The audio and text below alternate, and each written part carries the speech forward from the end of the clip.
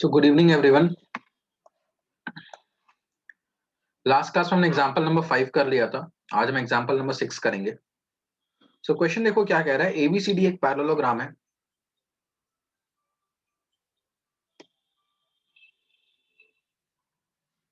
ABCD एक parallelogram है जिसमें P and Q are mid point of opposite sides A B and C D. P और Q दोनों mid point है। If A Q intersect DP at S, A Q DP को कहां पे intersect कर रहा है? एस पे। And B Q intersect CP at R, B Q intersect CP at R, then show that APCQ is a parallelogram. I hope सभी को दिख रहा होगा एपीसीक्यू क्या है। हम इसकी बात कर रहे हैं। सो पहले हम इसे पैरेललोग्राम प्रूफ करना, हम एक एक करके करेंगे। सो गिवन क्या है ये पहले देख लेते हैं।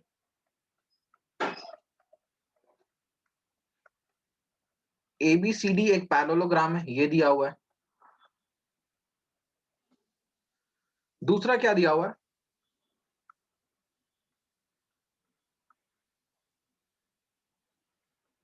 P and Q are mid points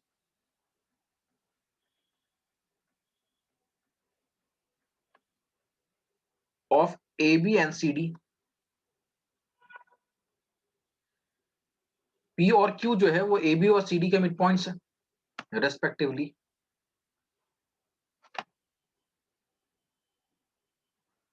to prove हमें पता है, हम एक एक पार्ट करके प्रूफ कर रहे हैं। सो मैं सीधे प्रूफ से ही स्टार्ट करता हूं।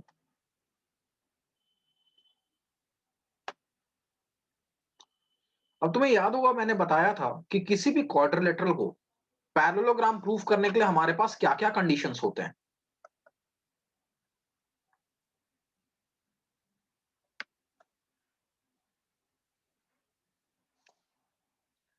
एक क्वाड्रिलेटरल को हम पैरेललोग्राम कह सकते हैं अगर उसके दोनों pair of opposite side parallel हो जाएं, या फिर दोनों pair of opposite side equal हो जाएं, या फिर एक pair of opposite side parallel हो और सेम पेयर इक्वल हो, या ऑपोजिट पेयर भी इक्वल हो तो चलेगा, या चौथा डायगोनल बाइसेक्ट करने चाहिए। तो इन चारों में से कोई भी कंडीशन अगर फॉलो हो जाए तो वो क्वाड्रिलेटरल बन जाता है एक पैरेललोग्राम।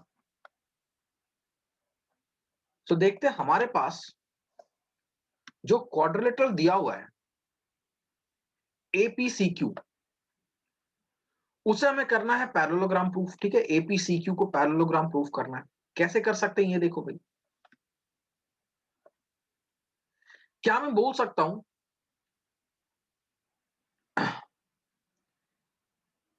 एबीसीडी एक पैरेललोग्राम है? ये क्वेश्चन में दिया हुआ था।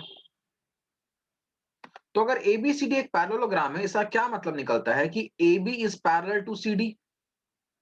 ये बात आई समझ में?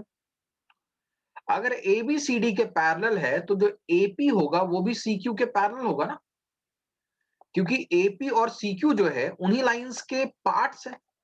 AB का पार्ट है AQ, सॉरी, AB का पार्ट है AP। ठीक है, चलो मैं इसको ऐसे मार्क कर देता हूं। AB का पार्ट है AP और CD का पार्ट है CQ। तो अगर हमारे पास AB CD पैरेलल है आपस में, तो उनके जो पार्ट्स हैं होंगे वो भी आपस में पैरेलल होंगे। तो AP और CQ आपस में पैरेलल होगा। यहां तक बात आई समझ में? ऑल्सो अगर ABCD एक पैरेललोग्राम है तो AB is equal to CD, क्योंकि पैरेललोग्राम के ऑपोजिट साइड्स क्या होते हैं? इक्वल होते हैं। अच्छा, मैं दोनों तरफ को हाफ से मल्टीप्लाई कर देता हूं, हाफ AB और हाफ CD। क्या मैं हाफ AB को AP लिख सकता हूं और हाफ CD को QC लिख सकता हूं? Is it possible?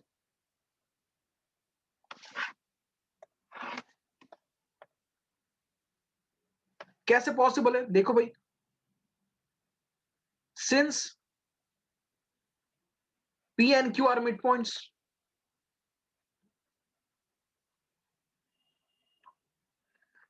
P और Q जो है वो मिड पॉइंट है of A B and C D respectively. जो गिवन में लिखा वही यहां पे लिख देंगे, स्पेस थोड़ा कम है बट वही लिखना है हमें। ठीक है, ये बात आई समझ में। देखो भाई, हमें क्वेश्चन में क्या दिया हुआ था कि P इज मिड पॉइंट, तो P अगर मिड पॉइंट है तो इसका मतलब AP is equal to PB हो गया। तो जो AP है वो भी हाफ ऑफ AB है, AB का हाफ है, और PB भी हाफ ऑफ AB होगा। तो यहां पर मैंने यही चीज यूज किया, हाफ ऑफ AB को मैंने AP लिख दिया। किसी बच्चे को डाउट है यहां पे कोई?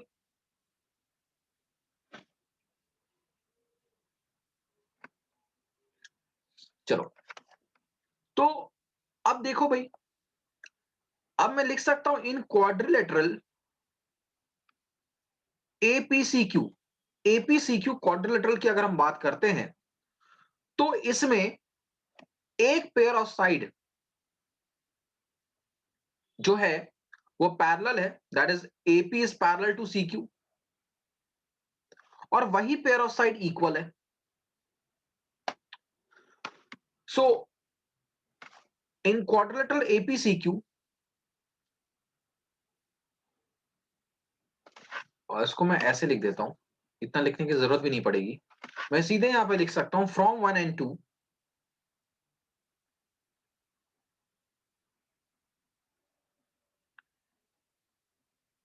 APCQ is a parallelogram।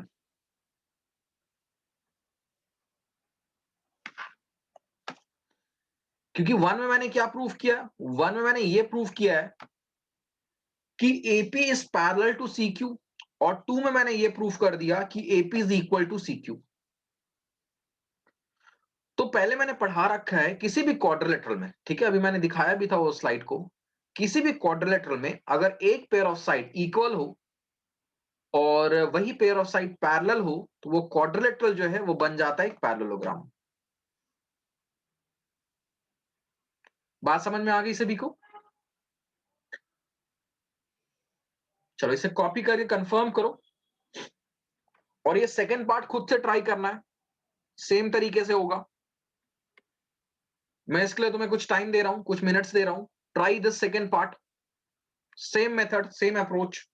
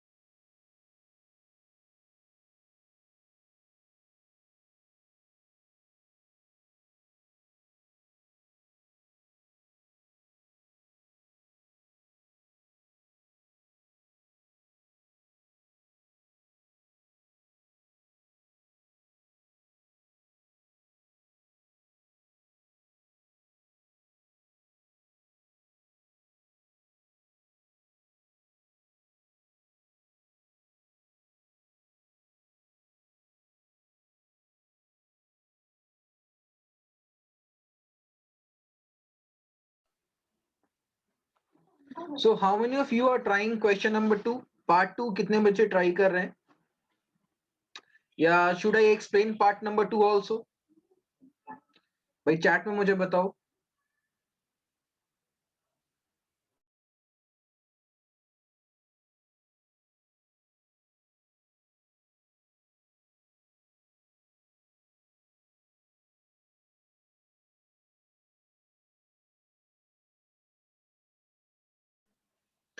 सभी बच्चे पार्ट नंबर 2 ट्राई कर रहे हैं या should I explain part number 2 also?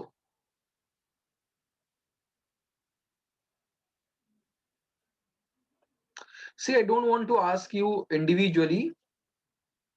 So if you are solving, then let me know कि that you are solving. अगर नहीं समझ में आ रहा है, then I'll explain you.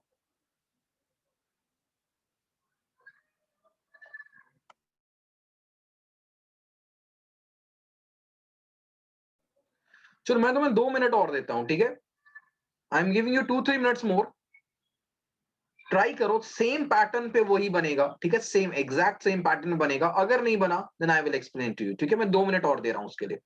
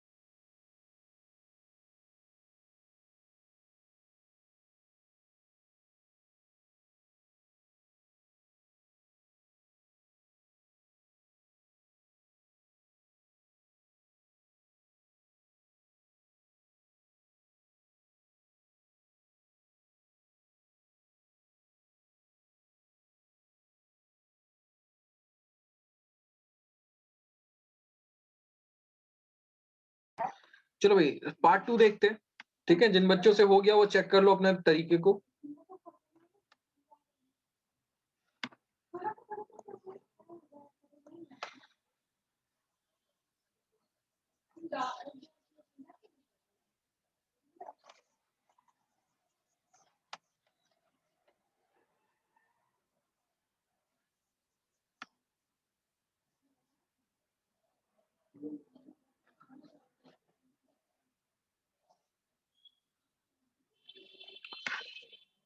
चलो भाई जो दिया हो तो हम लिख लेते हैं. गिवन था हमारा P and Q are midpoints of A B and C D respectively, ठीक है?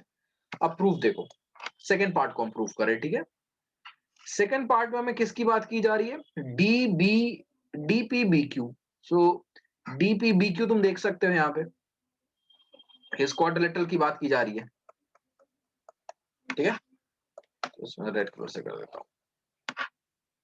सो इस क्वाड्रिलेटरल की बात हो रही है यहाँ पे. नाउ इस क्वाड्रिलेटरल में हमें प्रूफ करना है इट इज अ पैरेललोग्राम. अब अगेन देखो भाई, मैंने बोला था ना सेम तरीका है. So ABCD is a parallelogram. ABCD parallelogram है, ये तो क्वेश्चन में ही दिया हुआ है. अब अगर एबीसीडी पैरेललोग्राम है, इसका क्या मतलब है कि ए बी जो है वो सी डी के पैरेलल है। तो ए बी अगर सी डी के पैरेलल है तो ए बी का ही तो पार्ट है पी बी और सी डी का पार्ट है डी क्यू। तो सी डी जो होगा वो भी तो डी क्यू के पैरेलल होगा।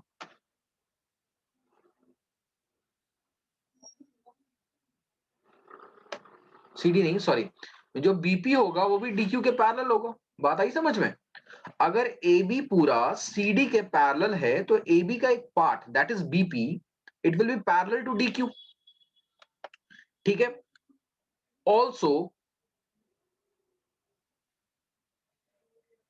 ए B is equal to C D, A B C D के इक्वल है। तो ए बी अगर सी डी के इक्वल है तो जो हाफ ऑफ ए बी होगा it will be equal to half of C D. अभी पी पॉइंट जो है ए बी का मिड पॉइंट है, तो हाफ ऑफ ए बी को हम पी बी लिख सकते हैं ना, कोई दिक्कत तो नहीं होगा यहां पे। उसी तरह से Q जो है वो CD का मिड पॉइंट है, तो हाफ ऑफ CD को हम DQ लिख सकते हैं। So PB is equal to DQ। Reason क्या देंगे यहां पे हम? P and Q are mid point.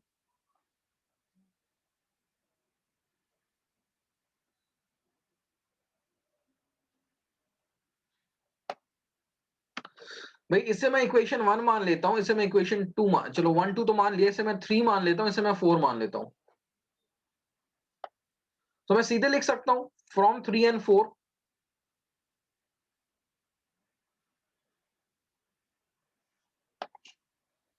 PBQD एक ऐसा क्वाड्रिलेटरल है जहां पे PB जो है वो QD के पैरेलल है और जो साइड पैरेलल है वही साइड इक्वल है। तो हम अपनी थर्ड प्रॉपर्टी लगाते हैं। So from 3 and 4 we can say that PBQD is a parallelogram. ठीक है, PBQD एक पैरेललोग्राम है।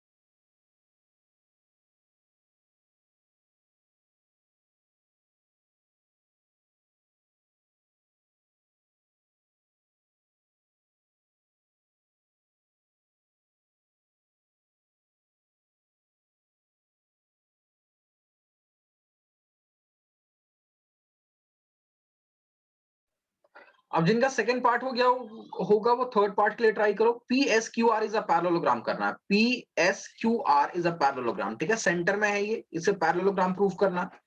इसमें मैं तुम्हें हिंट देता हूं कि इसमें हमारी फर्स्ट प्रॉपर्टी लगेगी। ठीक है, जो 4 प्रॉपर्टी मैंने लिखवाया था क्वाड्रिलेटरल के लिए उसमें पहली प्रॉपर्टी लगेगी इसमें।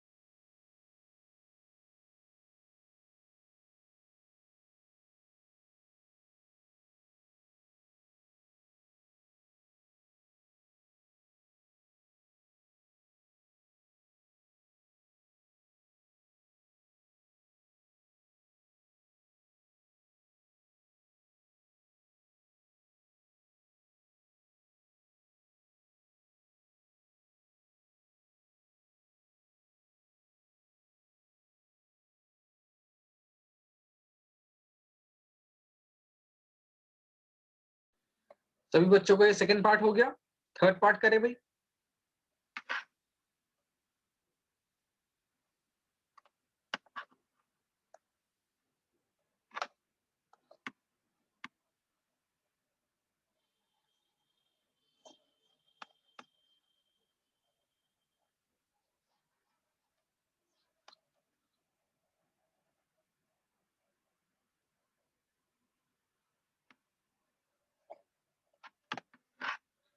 अब थर्ड पार्ट देखो, PSQR इज अ पैरेललोग्राम। तो PSQR क्या है? ये है PSQR।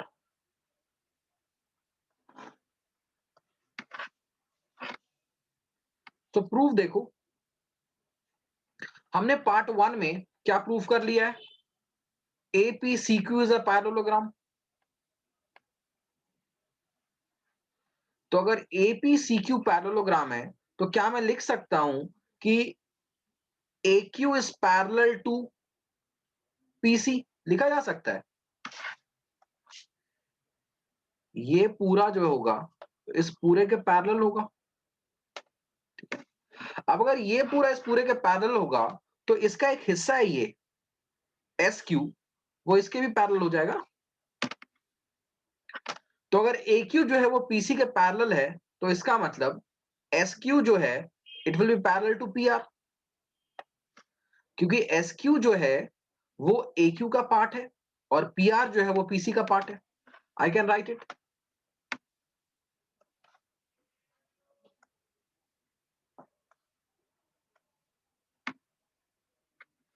यहां तक बात क्लियर है? तो सिमिलरली चलो इसको मैं मान लेता हूं इक्वेशन 5, क्योंकि 3 4 तक ऊपर मैंने मान ही लिया है। हमने सेकेंड पार्ट में DPBQ को भी एक पैरेललोग्राम प्रूफ किया था।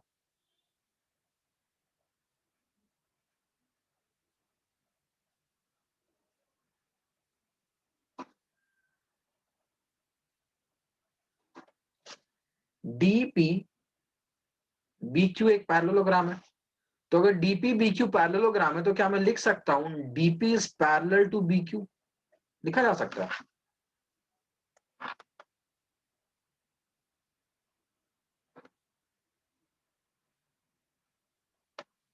ठीक है। और अगर ये दोनों पैरेलल हैं तो जो PS है और QR है वो इसी का पार्ट है, तो वो भी आपस में पैरेलल हो जाएंगे। सो अगर DPBQ के पैरेलल है तो इसका मतलब PS जो होगा वो पैरेलल होगा QR के। इसको मैं इक्वेशन 6 बोल देता हूं। ठीक है। तो भाई एक बात समझो,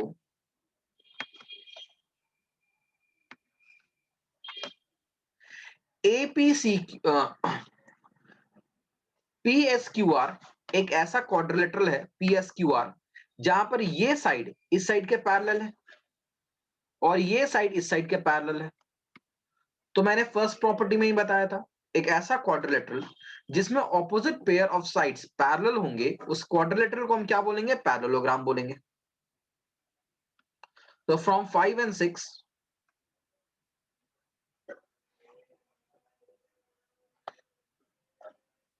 PSQR is a parallelogram। Clear हो गई ये बात? चलो इसे कॉपी कर लो, कोई डाउट है तो पूछ सकते हो।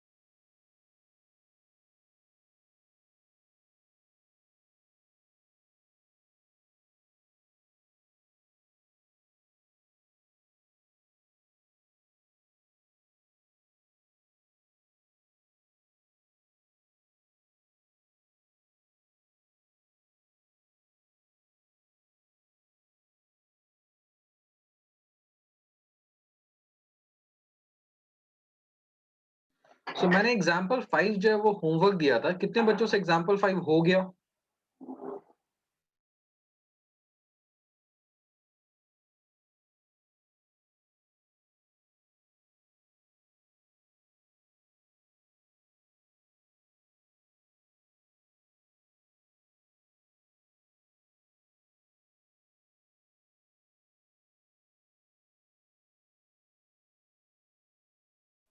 चलो जिन्होंने कर लिया वेल, जिन्होंने नहीं किया सो यहाँ पे देख लो, हमारे पास क्वेश्चन में क्या दिया हुआ है? Show that the bisector of angle of a parallelogram, ABCD एक पैरेललोग्राम है, इसके angle bisectors. So angle bisector का क्या मतलब हो गया? दैट इज एपी जो है वो एंगल ए को बाइसेक्ट कर रहा है, बीपी जो है वो एंगल बी को बाइसेक्ट कर रहा है, ये सीक्यू जो है वो एंगल सी को बाइसेक्ट कर रहा है, और ये डीएस जो है वो एंगल डी को बाइसेक्ट कर रहा है। जब इन एंगल बाइसेक्टर्स को हम आगे बढ़ाते हैं तो हमारे पास एक क्वाड्रिलेटरल बन जा रहा है। So this is the quadrilateral here, sorry, ये क्वाड्रिलेटरल है। हमें प्रूफ करना है कि ये क्वाड्रिलेटरल एक रेक्टेंगल है। ठीक है, बात आई समझ में? एबीसीडी एक पैरेललोग्राम है, ये दिया हुआ है। अब उस पैरेललोग्राम के जो एंगल बाइसेक्टर्स हैं, जब उनको हम मिलाते हैं तो एक क्वाड्रिलेटरल बन रहा है। हमें प्रूव करना है कि वो क्वाड्रिलेटरल एक क्या है, एक रेक्टेंगल है। सो मैंने तुम्हें बताया था कि किसी क्वाड्रिलेटरल को अगर हमें रेक्टेंगल प्रूव करना हो तो हमारे पास दो प्रॉपर्टीज होती हैं। एक तो उससे पहले हम पैरेललोग्राम प्रूव कर ले और उसके बाद उसका एक एंगल को हम 90 डिग्री प्रूव कर दें।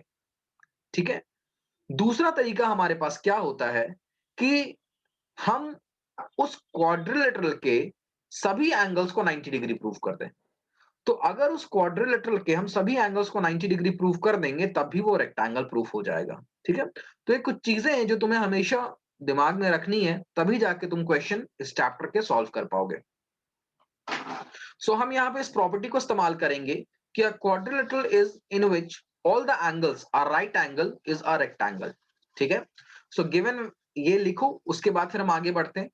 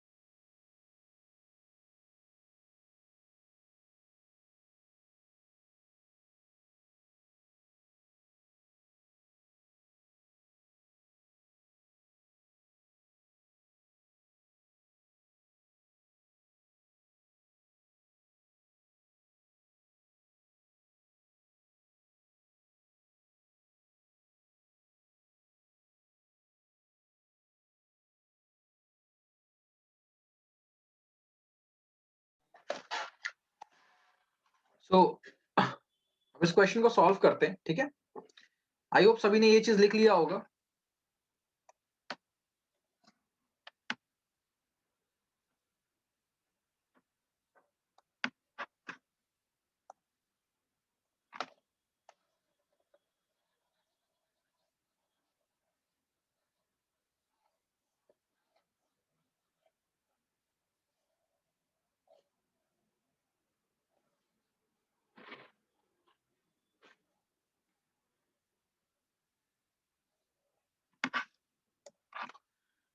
So let us solve it now. देखो भाई, सभी को पता है को इंटीरियर एंगल्स क्या होते हैं। अगर ये दो पैरेलल लाइंस हैं और एक ट्रांसवर्सल में बनाता हूं, तो ये दोनों एंगल्स होते हैं को इंटीरियर एंगल्स, और को इंटीरियर एंगल का जो सम होता है वो होता है 180 डिग्री। ठीक है, तो अब इसी प्रॉपर्टी को यहां पे मैं यूज करता हूं। देखो, एंगल ए और एंगल बी जो है वो को इंटीरियर एंगल है। ठीक है, angle A and angle B are co interior angles.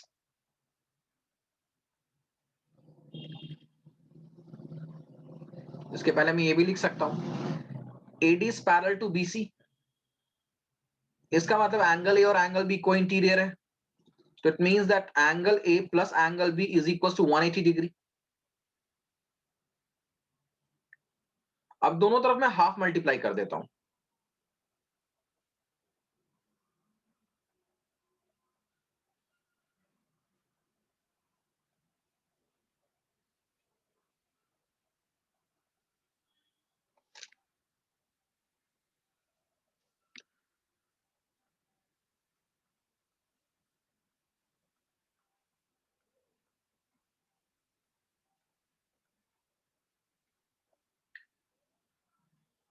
ठीक है, तो इसे मैं लिख सकता हूं हाफ एंगल ए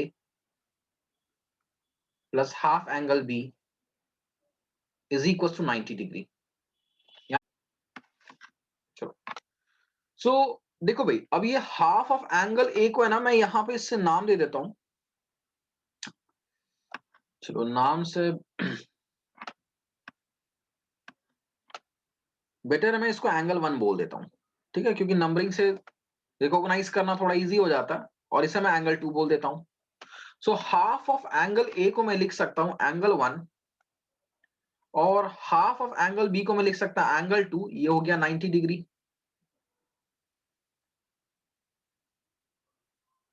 ये बात आई समझ में सभी को? ऐसा मैंने क्यों किया? रीजन मैं ये दूंगा, since AS bisects angle A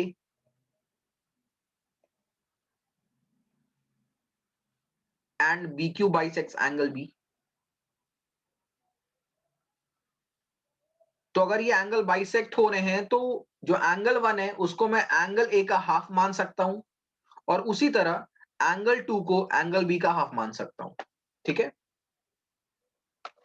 यहां तक क्लियर है सभी को? अब मैं एक और एंगल ले रहा हूं 3 यहां पे। अब मुझे एक बात बताना, इन ट्राइंगल APB क्या मैं लिख सकता हूं angle 1 plus angle 2 plus angle 3 is equal to 180 degree? अगर तुम्हें समझ में आ रहा तो मुझे बताओ किस रीजन की वजह से लिख सकता हूं ऐसा मैं।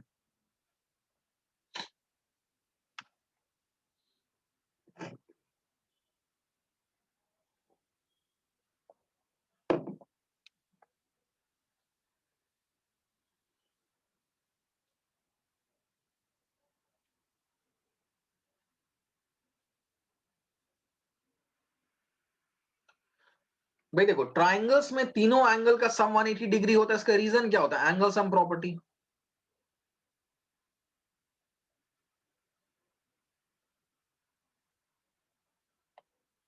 So angle 1 plus angle 2 plus angle 3 हो गया 180 डिग्री के इक्वल। अब एंगल 1 प्लस एंगल 2 किसके इक्वल है? 90 डिग्री के इक्वल है, ऊपर हमने निकाला हुआ है। एंगल 1 प्लस एंगल 2 जो होगा वो 90 डिग्री के इक्वल होगा, हमने ऊपर में निकाला हुआ है। सो 90 प्लस एंगल 3 इज 180। तो यहां से एंगल 3 क्या हो गया हमारा? 90 डिग्री।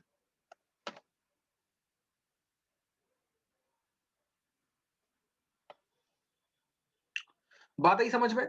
अगर मैं इसको एंगल 4 बोलूं तो सिमिलरली एंगल 4 को भी मैं 90 डिग्री लिख सकता हूं। ठीक है, मुझे सॉल्व करने की जरूरत नहीं होगी। तो यहां पे लिखता हूं मैं similarly angle 4 is also 90। Same तरीके से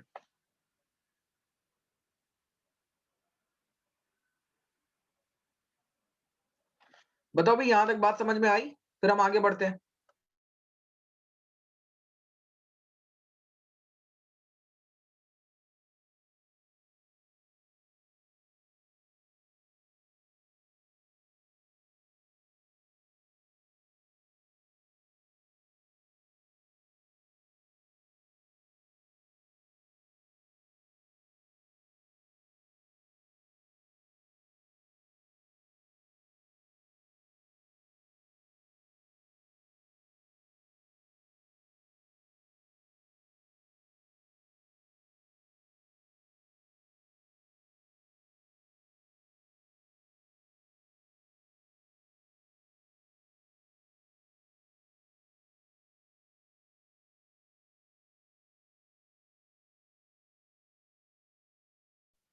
देखो, इसी तरीके से अगर मैं इसको एंगल 5 बोलता हूं, तो एंगल 5 को भी 180 डिग्री 90 डिग्री प्रूफ किया जा सकता है। कैसे?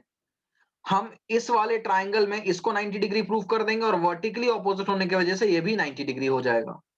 और इसको अगर एंगल 6 बोलते तो एंगल 6 को भी 90 डिग्री प्रूफ किया जाएगा। तो हम लिख सकते हैं similarly angle 4, angle 5 and angle 6 को हम 90 डिग्री प्रूफ कर सकते हैं सेम तरीके से। क्योंकि तरीका सेम है तो हमें बार-बार वो चीज शो करने की जरूरत नहीं पड़ेगी।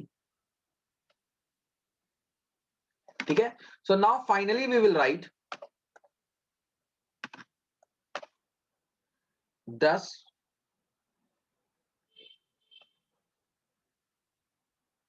in quadrilateral PQRS, all the angles are right angle.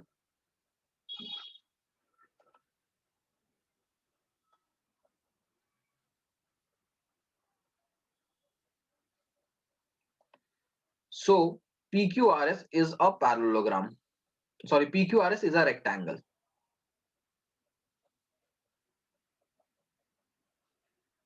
ठीक है? So now you can copy all. Copy हो जाएगा, कंफर्म करो।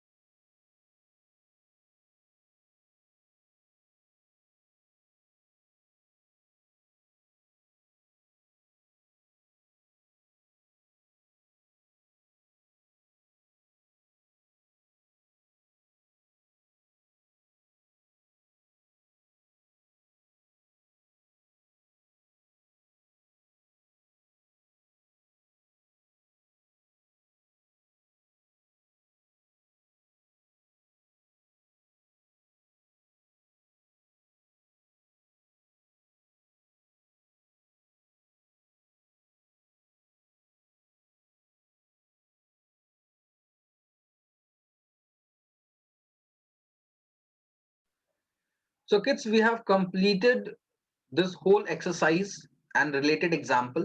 Example 1 और 2 मैंने नहीं करवाया था क्योंकि मैंने कहा था कि they are much easier and can be solved by yourself. Now, your homework is to solve, or I'll say to redo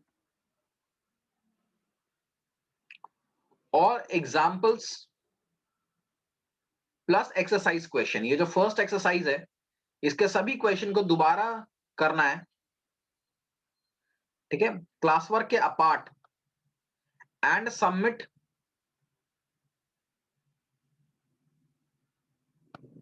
on Thursday. आज ट्यूसडे है तो थर्सडे को ये सबमिट करना है करके, and Saturday will be test.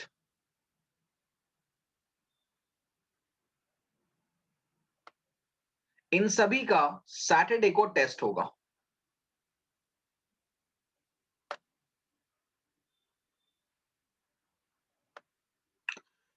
ठीक है?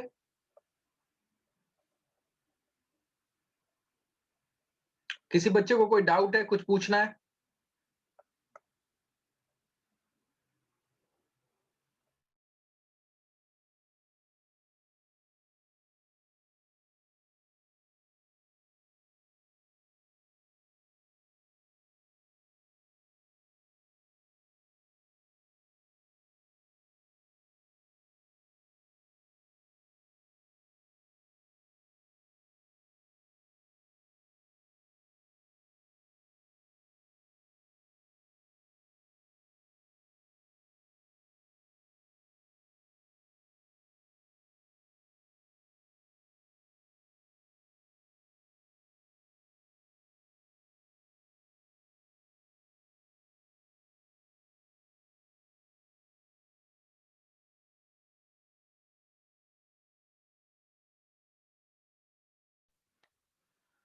So this is the last question. If you have completed, then you can leave the session now.